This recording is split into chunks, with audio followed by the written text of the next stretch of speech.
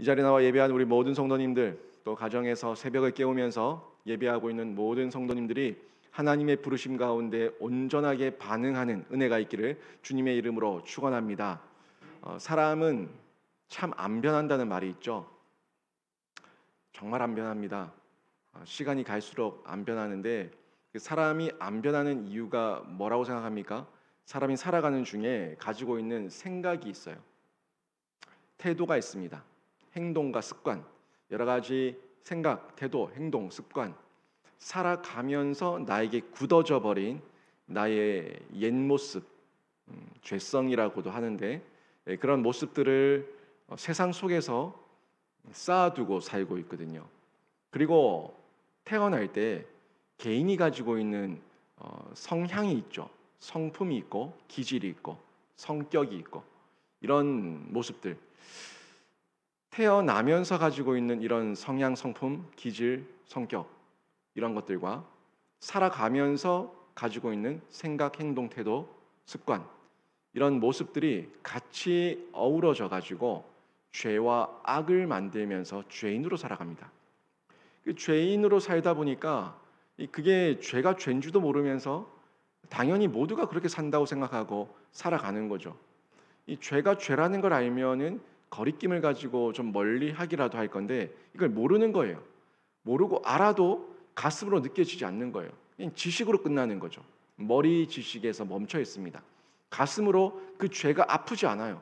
죄가 괴롭지 않은 거예요. 그럴 수 있다고 생각하는 거죠. 이 가슴이 못 느끼니까 의지적인 결단, 행동, 이런 삶으로 바뀌지 않는 겁니다. 그래서 사람이 바뀌지 않는다라는 얘기가 많이 있는데, 결국 세 단계를 거쳐야 되거든요.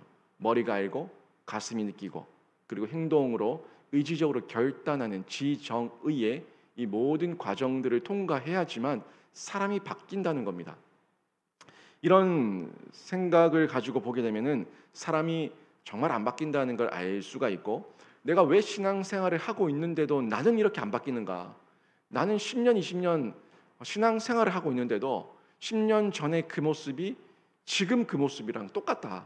20년 전의 그 모습이 지금 이 모습이랑 똑같다 하는 마음을 가지면서 사람들에게 영향력을 못 끼치고 나 스스로가 둘러봐도 참 내가 못나 보이는 이런 상황 가운데 빠져 있을 때가 있다는 거죠. 그런데 여러분, 전반적으로는, 보편적으로는 지정의라고 하는 이런 세 단계를 거치면서 사람이 바뀌는 것이 보편적인데, 하나님께서 역사하시면 아주 특별하게 한순간에 사람이 바뀌기도 합니다. 그런 분들도 보지 않았습니까? 저도 전부는 아니지만 많은 부분이 한순간에 바뀐 경험이 있습니다. 한순간에 이건 하면 안 되겠다 하는 순간적으로 결단해 버리는 거예요. 뭐 오랜 시간 걸리지 않았어요. 그냥 지적인 충격을 빵 받고 가슴으로 너무 아프고, 그리고 이러면 안 되겠다 하는 결단으로 돌이켜 버리는 이런 변화가 있을 수 있다는 거죠. 정도의 차이예요. 정도의 차이 있는데, 오늘 우리가 이번 사도행전 9장에서 보게 되는 이 사도 바울이라는 인물은 한순간에 아주 강력하게 하나님의 역사 가운데 강력하게 돌변하고 바뀌는 그런 특별한 은혜와 은총을 경험하게 됩니다. 이 모습을 저희가 오늘 잠시 볼 건데, 예수 그리스도를 만나는 한순간에 엎드러진 거죠. 만나는 한순간에 엎드러지고 자신의 인생의 송두리째 뒤집혀버리는 이런 경험을 한 사람이 사도 바울이다, 이렇게 볼 수가 있는데, 사도 바울을 하나님께서 부르셨어요. 하나님께서 부르셨다는 이 부르심을 우리가 효력 있는 부르심이라고 얘기해요. 효력 있는 부르심. 이 효력 있는 부르심의 이 부르심이 바로 하나님의 역사와 능력이 유효하고 효력 있게 우리에게 나타난다는 건데, 이 하나님의 부르심은요, 모든 사람에게 불러지는 게 아니에요. 하나님의 택자에게만 불러지는 부르심입니다. 하나님의 택자, 하나님의 선택된 백성에게만 불러지는 부르심인데, 이 부르심은 아주 효력 있는, 유효한, 효과 있는, 효력 있는 부르심으로 우리에게 주어진다는 거죠. 이 부르심에 대한 내용이 잘 나와 있는 성경 구절이 있는데, 이 부르심이 로마서 8장 30절에 보면은 이 부르심에 대해 가지고 아주 자세하게 설명하고 있습니다. 보시게 되면은 또 미리 정하신 그들을 또한 부르시고 부르신 그들을 또한 의롭다 하시고 의롭다 하신 그들을 또한 영화롭게 하셨느니라. 아멘. 여기에 구원 서정에 많은 영역이 나와 있는데 미리 정하신, 그러니까 택자죠. 하나님께서 선택하신 자들을 하나님께서 부르셨다고요. 부르시고 부르신 그들을 의롭다 하시고, 칭의죠. 의롭다고 여겨주시는, 의롭다 하신다고 얘기하고 있고, 또한 그들을 영화롭게 하셨다. 이 구원 서정의 마지막인 영화에까지 하나님께서 인도하신다는 이 내용이 로마서 8장 30절에 잘 나와 있는 것을 확인할 수가 있습니다. 결국 여기서 확인할 수 있는 중요한 부분은 오늘 본문과 연결해서 하나님께서 부르셨다는 거예요. 사람이 부른 거 아니에요. 하나님께서 부르셨다는 부분을 저희가 확인할 수가 있고, 이 말씀처럼 하나님께서 사도 바울을, 이 사울이었을 때에 사도 바울을 부르셨다는 것을 확인할 수가 있죠. 9장 3절에서 4절, 오늘 본문 3절에서 4절 말씀 한번 보시면 분명히 부르시죠. 사울이 길을 가다가 다메섹에 가까이 이르더니 호련히 하늘로부터 빛이 그를 둘러 비추는지라. 땅에 엎드러져 들음에 소리가 있어 이르되 사울아 사울아 내가 어찌하여 나를 박해하느냐 하시거늘. 아멘. 여기서 보시면은 지금 사울아 사울아 부르고 있는 분이 하나님이에요. 하나님께서 사울을 정확하게 부르고 있다는 것을 확인할 수가 있는데, 여러분, 만약에 하나님께서 사울을 이렇게 불렀는데 사울이 거절할 수 있을까요? 사울이 저는 안 합니다, 못 합니다 라고 할 수 있을까요? 만약에 하나님께서 어떤 사람을 지정해서 부르셨는데 이 사람이 하나님께서 불렀는데 부름에 응답하지 않는 거예요. 하나님께서 불렀는데 그 부르심이 실패한 거예요. 인간이 자유의지가 있다, 인간이 선택한다 하는 그 개념 속에서 봤을 때 나도 나를 불러도 내가 반응 안 할 수 있지라는 그런 교만과 생각을 가지고 바라본다면, 내가 만약에 하나님께서 부르실 때 반응 안 하면은 하나님께서 나를 부르신 그 부르심이 실패한 부르심 아닌가? 이런 생각 가질 수 있잖아요. 그런데 그렇지 않다는 겁니다. 아무리 인간이 자유의지를 가지고 있다고 하더라도, 인간에게 선택의 여지가 있다고 하더라도 하나님의 부르심은 절대적인 부르심이고 효과 있는 부르심이고 효력 있는 부르심인 줄로 믿습니다. 그래서 전지전능한 거예요. 그래서 전지전능한 하나님이에요. 우리의 선택, 우리의 자유의지까지도 모든 것을 내다보시고 하나님은 알고 부르시는 겁니다. 선택받을 자들, 내가 부를 때에 반응할 자들, 이 모든 것들을 하나님께서 다 보시고 정확하게 부르시는 하나님의 부르심, 이게 하나님의 부르심인데 효과 있는, 효력 있는 부르심이라는 겁니다. 유효하다는 거죠. 하나님의 부르심은 택자들에 대한 부르심인데 미리 정하셨다고 얘기하죠. 미리 정하셨고 또 하나님께서 의롭다 하신 이들을 부르신다고 성경은 분명하게 말씀하고 있죠. 조금 전에 봤었던 로마서 8장 30절에서도 하나님께서 미리 정하신 이들, 어떻게 반응할지 다 아는 자들, 어떻게 하나님께서 그들의 심령 가운데 그들의 심령이 바뀔지를 모든 것을 관통하고 꿰뚫고 있는 자들, 미리 정하신 자들, 그들을 부르시는데 하나님께서 부르시고 의롭다고 여겨주시는 이런 효과 있는 유효한 부르심을 하신다는 것을 확인할 수가 있습니다. 또한 하나님이 바라시는 반응을 제대로 불러일으키는데 하나님께서 원하시는 반응, 하나님께서 원하시는 반응대로 우리가 그 삶이 바뀌는 그런 유효한 효과 있는 부르심으로 부르신다는 것을 확인할 수가 있습니다. 이거는 아주 특별한 부르심 중에 하나예요. 특별한 부르심인데 지금 이 사도 바울을 불렀던 이 부르심은 그런 특별한 부르심인데, 보편적으로는요, 일반적인 부르심은 복음의 부르심이에요. 잘 생각해서 보셔야 됩니다. 사도 바울의 부르심은 아주 특별한 부르심이었다고 제가 말씀드렸어요. 우리에게도 나타날 수 있지만 우리가 날마다 그렇게 하나님을 만나지 않는다고요.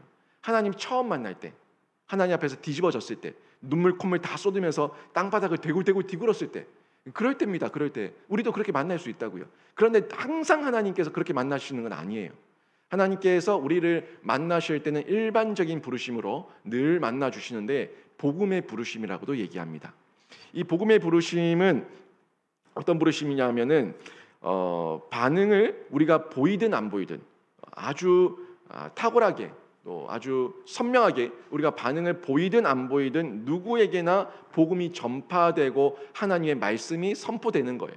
우리가 지금 여러분이 여기 앉아 있지만은 말씀을 아주 정확하게 듣고 깨닫는 분이 있는가 하면은 그냥 듣고 있는 분도 있다고요. 성경을 보고 있지만은 성경 말씀이 꿀송이처럼 나에게 막 다가오는 경우도 있지만은 그냥 눈이 보고 있는 경우도 있다고요. 일반적이에요. 그런데 안 보고 있는 게 아니에요.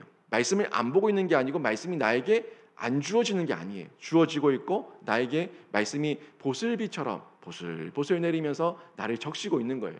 이게 일반적인 부르심인데 누구에게나 복음이 전파될 수 있는 이 영역입니다. 넓은 의미의 부르심이라고 얘기할 수가 있고요. 다른 말로 얘기하면 이 복음의 부르심은 외적인 부르심, 일반적인 부르심 이렇게 좀 같은 의미에서 같은 맥락에서 얘기할 수가 있습니다. 뭐 너무 어렵게 생각하지 않으셔도 됩니다. 그냥 보편적이고 넓은 의미에서 외적이고 일반적인 면에서 언제든지 하나님께서 부르실 수 있는 이 부르심에 대한 내용이라고 생각하시면 되고요. 그런데 이 효력이 있는 부르심도 복음의 부르심, 곧 복음 전파를 통해 가지고 우리에게 복음의 능력으로 전파된다는 겁니다. 그리고 이 복음의 부르심은 일반적인 부르심이기 때문에 우리가 흔히 생각하기를 일반 은총과도 유사하게 비슷하게 볼 수가 있다는 거예요. 우리 모두에게 언제든지 말씀의 은혜와 능력으로 주어지는 이런 일반적인 부분인데, 하지만 그 결과를 우리가 모르기 때문에 포기하거나 게으르지 말고 수고하면서 계속 그 일에 뛰어들어야 되는 거예요. 한번 말씀을 받다고 안 깨달아졌네? 아유, 난 아닌가 봐. 아니요.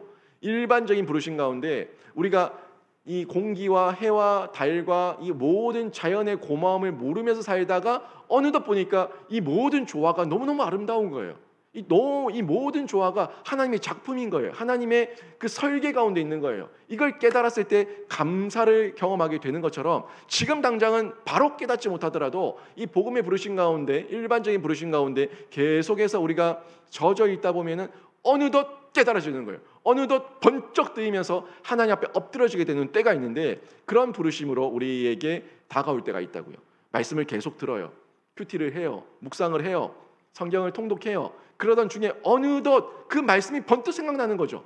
말씀이 생각나고 말씀이 나를 세우고, 나를 바로 세우고 바른 선택을 할 수 있게 하고 바른 깨달음을 얻게 할 수 있는 것, 이런 내용들이 하나님께서 우리에게 주시는 일반적인 부르심의 내용으로 볼 수가 있습니다. 그래서 우리는 게으르지 말고 포기하지 말고 계속해서 이 말씀 앞에 뛰어들어야 되는 거죠.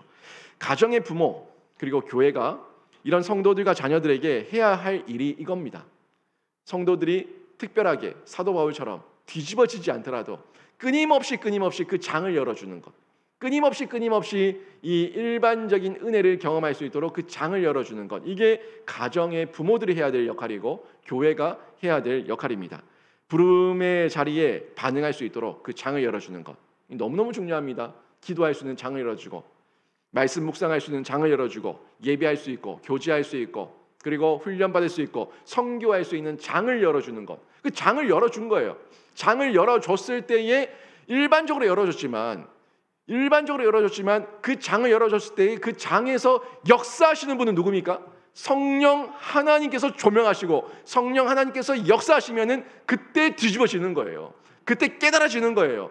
우리는 일반적으로 베풀었지만은, 일반적인 우리의 사명, 우리의 사역으로 베풀었지만 그때의 어느 때인지 모르지만 한순간에 뒤집어지는 거예요. 여러분이 언제 예수를 만날지 알고 만납니까? 모르고 만나요. 저 사람이 예수를 만날 사람인지 알고 만납니까? 모르고 만나요. 저 사람이 예수 만날 사람인지 모르지만 말씀을 일반적으로 전하다 봤더니 이 사람이 예수께서 택한 자예요. 하나님께서 택한 자예요. 복음이 쑥쑥 들어가는 거예요. 놀라운 은혜죠. 그리고 그냥 별 생각 없이 나갔는데 그 복음의 자리, 이 예배의 자리, 기도의 자리에서 뒤집어지고 하나님을 만나버린 겁니다. 만나버린 거예요. 만나면 만난 거예요. 뒤집어진 거예요. 인생이 바뀌고 생각이 바뀌는 겁니다. 이런 놀라운 은혜를 우리가 경험하게 되는데, 성령께서 일하시면 회심하게 되는 줄로 믿습니다. 이 회심의 은혜, 이 가운데 부르심의 세 가지 요소가 있는데, 이 세 가지 요소는 다른 것이 아니라 설명입니다. 먼저 설명이 있어야 돼요. 어떤 복음이 어떤 내용인지, 이 성경의 말씀이 어떤 내용인지 설명을 해야 되는데, 구원에 대한 사실, 이 구원에 대한 사실이 복음의 성경에 묻어 있지 않습니까? 그 내용을 설명해 주는 거예요. 또 초대하는 거죠. 초대는 초청하는 거예요. 개인적으로 회개와 믿음으로 그리스도께 반응할 수 있도록 이렇게 하면 된다, 저렇게 하면 된다, 나오면 된다, 고백하면 된다, 입으로 시인하면 된다 하는 걸 초청하는 거예요. 초대하는 거예요. 그 초대에 응하면은 구원의 역사가 일어나는 거죠. 이 설명해주고, 복음이 뭔지 설명해주고, 어떻게 하면 되는지 초대해주고, 그리고 나서 약속을 전해주는 거죠. 약속 뭐예요? 언약이죠. 언약. 하나님께서 믿으면 이렇게 하신다고. 하나님 앞에서, 예수 그리스도 앞에 돌아오면 하나님께서 이렇게 하신다고. 이 죄 용서와 우리에게 주신 영생의 구원의 은혜가 어떤 것인지 그 약속의 말씀을 전달해 주면서 선포해 주는 거예요. 이거 사실 세 가지로 제가 축약해서 말씀드렸지만, 흔히 우리가 잘 알고 있는 뭐 글 없는 책, 그리고 복음 큐브, 그리고 이 그 5가지 색깔로 얘기하는 이런 복음에 대한 내용들, 그런 영역에서 다 하는 겁니다. 복음 설명해 주잖아요. 초청하잖아요. 그리고 언약으로 그들을 다시금 약속 가운데 거하게 하잖아요. 이런 부분들 다 나와 있는 거죠. 이 가운데 하나님께서 역사하시고 은혜를 베푸시게 되는데, 일반적인 부분은 일반적인 부르심의 영역을 제가 말씀드렸는데, 이 일반적인 부르심의 영역이 특별한 부르심 가운데도 똑같이 나타납니다. 강력하게 역사와 변화가 일어날 뿐이지, 이 영역, 방금 얘기했던 이 설명과 초대와 약속, 이런 부분들은 똑같이 특별한 부르심 가운데도 다 있는 것을 제가 확인할 수가 있었습니다. 지금 사도 바울이 특별한 부르심 가운데 부름 받았다 얘기했죠. 그런데 사도 바울을 하나님께서 부르시는 이 부르심에도 설명, 초대, 약속, 이 세 가지는 동일하게 있었던 것을 제가 오늘 본문을 보면서 확인할 수가 있었는데, 한번 볼까요? 이거 특별한 부르심입니다. 첫 번째가 설명인데 3절 말씀 한번 보십시오. 3절에 보면은 사울이 길을 가다가 다메섹에 가까이 이르더니 호련히 하늘로부터 빛이 그를 둘러 비추는지라. 아멘. 지금 이 하나님이 어떤 분인지 설명하고 있는 거예요. 체험적인 설명이죠. 설명이 꼭 귀로만 들리는 설명이 아닙니다. 실물 교육. 뜨겁지, 차갑지, 아프지, 피나지, 안 되지. 이 실물 교육. 이거 체험적인 설명이에요. 지금 호련히 하늘로부터 빛이 둘러 비치면서 사도 바울이 뭘 알고 있어요? 아이고, 하나님이 계시구나. 이 누군가가 신적 존재가 계시는구나 하는 것을 깨닫는 거예요. 체험적인 설명이죠.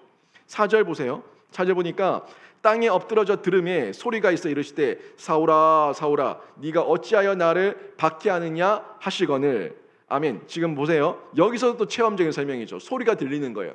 소리가 들리는데 엎드러져서 소리를 듣는데 사울아 사울아 네가 어찌하여 나를 박해하느냐. 체험적으로 귀로 직접 들리는 체험적인 설명을 하나님께서 하고 있는 것을 확인할 수가 있죠. 또 5절 보십시오. 5절 보시면은 대답하되 주여 누구시니까 이르시되 나는 내가 박해하는 예수라. 지금 사울이 질문하죠. 누구세요? 누구십니까? 라고 얘기했더니 거기에 대한 설명, 나는 네가 박해하는 예수다 라고 얘기하시면서 그 질문에 대한 설명을 하고 있는 것을 확인할 수가 있습니다. 또 초대와 약속이 나오는데 6절에 보시게 되면은 6절 말씀에 너는 일어나 시내로 들어가라. 내가 행할 것을 내게 이를 자가 있느니라 하시니. 아멘. 여기 보시면은 너는 일어나 시내로 들어가라. 초대예요. 이렇게 해라. 이렇게 하면 된다. 초대하고 있는 겁니다. 그 초대하고 있고, 그 다음에 내가 행할 것을 내게 이를 자가 있느니라. 이건 약속이에요. 네가 이렇게 하면은 너에게 와서 얘기할 사람이 있을 거다. 그렇게 할 거다라는 약속을 하고 있는 것을 확인할 수가 있습니다. 초대와 약속이죠. 여기에 대해서 지금 설명을 듣고 초대와 약속을 받은 사도 바울이 반응하게 되죠. 이 반응이 7절, 8절, 9절에 나오게 되는데 7절 한번 보십시오. 7절 보시면은 선택된 자에 대한 반응과 선택받지 못한 자에 대한 반응이 어떻게 구별되는지 확인할 수가 있는데 7절 보시면 같이 가던 사람들은 소리만 듣고 아무도 보지 못하여 말을 못하고 서 있더라. 지금 여기 택함 받은 사람들입니까 아닙니까? 택함 받지 않은 사람들이에요. 그 순간만큼은, 그 이후에는 모르겠지만 그 순간만큼은 하나님께서 부르시는 그 부르심의 대상이 아니었습니다. 그래서 아무 소리도 듣지 못했다고 얘기하고 있어요. 8절 보세요. 사울이 땅에서 일어나 눈을 떴으나 아무것도 보지 못하고 사람의 손에 끌려 다메섹으로 들어가서 9절 사흘 동안 보지 못하고 먹지도 마시지도 아니하니라. 아멘. 사울이 반항하지 않습니다. 아무도 그 소리를 듣지 못했지만 사울은 들었어요. 사울은 그 초대를 받았고 약속을 들었어요. 그러니까 다른 사람의 손에 끌려서 그 시내로 들어가는 거예요. 들어가서 거기서 하나님께서 약속의 시간대까지, 그때까지 사흘 동안 보지도 못하고 먹지도 마시지도 않으면서, 마시지도 아니한다고 얘기하고 있죠. 않으면서 그 약속에 대한 반응, 기다림을 하고 있는 것을 확인할 수가 있습니다. 여러분, 하나님께서 부르시는 이 부르심, 이렇게 특별하게, 이렇게 유효하게, 이렇게 효과 있게 정확하게 부르시는 부르심인 줄로 믿습니다. 여러분 모두가 그 부르심 가운데 여기 앉아 있는 겁니다. 여러분 모두가 그 부르심 가운데 예수를 나의 주라고 고백하며 그 부르심 가운데 반응하고 있는 겁니다. 이 반응을 여러분 더욱더 정확하게 알기 위해서는요, 한 번 더 생각해 보자고요. 말씀의 지식이 여러분에게 주어졌어요. 여러분이 주어지고 여러분이 체험적인 시인을 하고 있는 겁니다. 그리고 믿음의 신뢰를 가지고 날마다 이것을 하나님 앞에 고백하고 인정하는 삶을 살아가고 있는데, 이게 회심이거든요. 회심은 단회적으로 구원받을 때에 역사하기도 하지만 반복적 회심이 있습니다.